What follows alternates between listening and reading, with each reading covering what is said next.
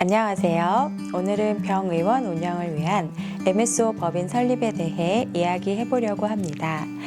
많은 분들이 MSO라는 단어를 처음 접했을 때 이게 뭐지? 하고 궁금해 하시는데 사실 미국이나 선진국 의료 시장에서는 이미 오래전부터 자리 잡은 제도입니다.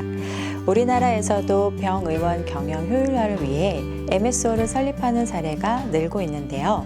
오늘은 왜 MSO 법인이 필요한지, 어떻게 설립하고 운영해야 하는지, 그리고 주의할 점은 무엇인지 자세히 알아보겠습니다. 먼저 MSO라는 용어부터 살펴보겠습니다. MSO는 매니지먼트 서비스 오가니제이션의 약자로 병의원과 같은 의료기관이 의료 전문 외에 행정이나 마케팅, 재무관리 등 비의료 영역을 분리해 효율적으로 운영하도록 돕는 회사 구조를 말합니다.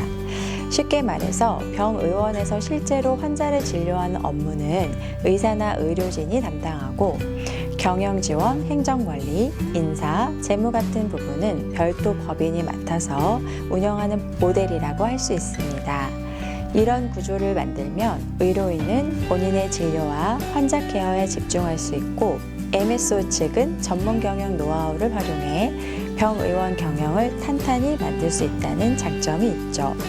그렇다면 왜 병의원 운영을 굳이 MSO 법인을 설립해야 할까요? 많은 의사분들이 개원을 하거나 병원 규모를 키우다 보면 어느 순간부터 재무관리나 인력 운영, 마케팅 전략 수립 등 의사 혼자서 감당하기 어려운 영역이 넓어진다는 것을 느끼게 됩니다. 또 의료법인이든 개인 사업자든 의료 분야에서는 법적으로 제한되는 부분이 많아서 모든 걸 한 울타리 안에서 처리하기가 쉽지 않기도 합니다. 이런 상황에서 MSO 법인을 별도로 두고 전문 매니지먼트 회사가 병원 운영 전반을 지원하면 행정 효율이 올라가고 리스크 관리도 더 수월해질 수 있는 거죠. 구체적으로 MSO 법인은 어떤 일을 할 수 있을까요? 예를 들어 병원 인테리어나 시설 관리, 의료 장비 구매나 유지 보수, 인사, 급여 시스템 운영, 세무 회계 재무 관리, 홍보 마케팅, 고객 상담 등의 업무가 모두 포함될 수 있습니다. 원장이든 의료진이든 이 분야에 대한 전문 지식이 많지 않다면 좋은 결과를 내기가 쉽지 않잖아요. 그런데 MSO 법인은 비의료 업무의 전문성을 높여서 비용과 시간을 효율적으로 관리해 줄 수 있습니다.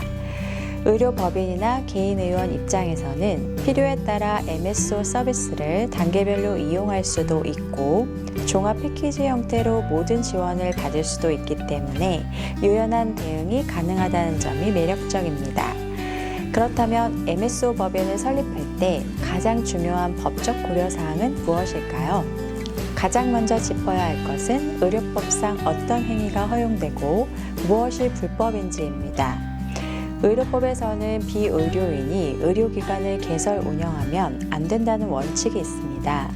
따라서 병원의 실제 운영 주체가 누구인지, 의료 서비스를 제공하고 수익을 얻는 주체가 어디인지 명확히 구분해야 합니다.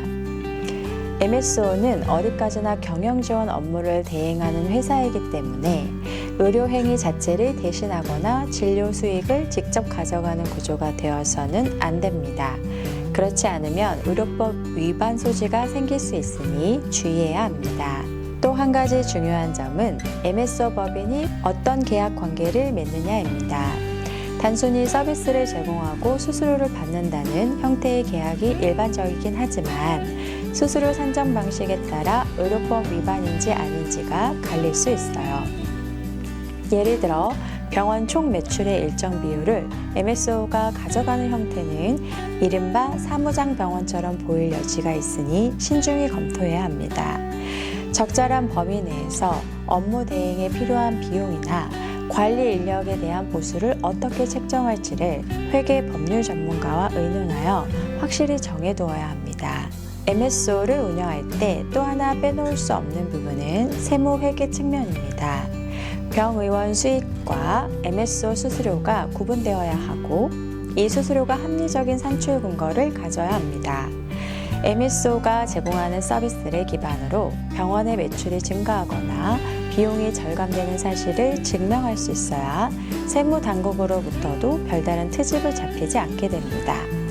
이 과정에서 병의원과 MSO 사이에 자금 흐름이 불투명해지면 향후 세무조사 대상이 될 수 있으니 초기에 투명한 구조를 설계해 놓는 것이 중요합니다.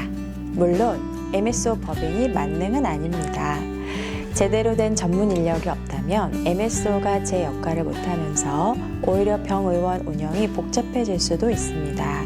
따라서 MSO를 설립하거나 이용하려고 한다면 반드시 전문가 집단이 모여서 기획 운영 전략을 철저히 세워야 합니다. 재무 전문가, 마케팅 전문가, 인사관리 전문가 등이 체계적으로 움직여야 병원 내부 혼란을 줄이고 실제 성과를 낼 수 있기 때문입니다.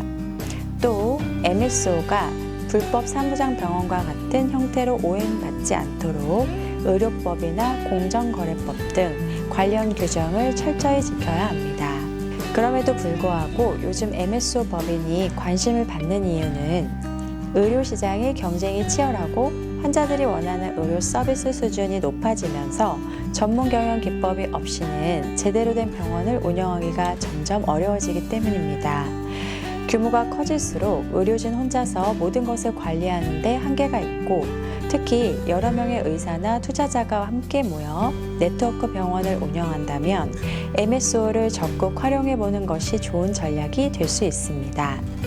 법률과 세무 영역에서 안정장치를 마련해 두고 환자 서비스를 높이는 경영 서비스를 적절히 지원받는다면 병의원 운영 효율성이 상당히 높아질 수 있습니다. 마지막으로 MSO 법인을 설립하고 운영하려면 꼭 지켜야 할 절차나 팁을 간단히 말씀드리겠습니다. 첫째, 초기의 설립 목적과 계약 범위를 명확히 정해서 불필요한 의료법 위반 소지를 없애야 합니다. 둘째, MSO가 수행할 서비스 목록과 그 대가 산정 방식을 투명하게 문서화해 두면 나중에 혹시 문제가 생겼을 때도 해결이 쉬워집니다. 셋째, 세무 회계 관리를 전문적으로 책임질 사람이 있거나 아니면 회계법인을 통해서라도 꾸준히 관리해야 합니다.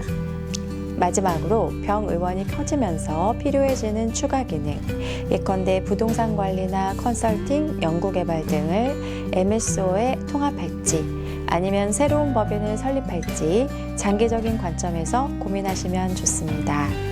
이렇게 오늘은 병의원 운영을 위한 MSO 법인 설립에 대해 핵심 포인트를 정리해 보았습니다.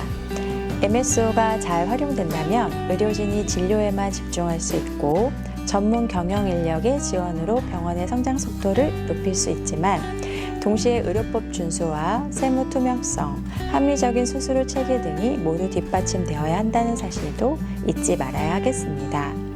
궁금하신 사항이 있거나 더 구체적인 사례가 필요하시면 댓글로 남겨주시고 이 영상이 도움이 되셨다면 좋아요와 구독 부탁드립니다.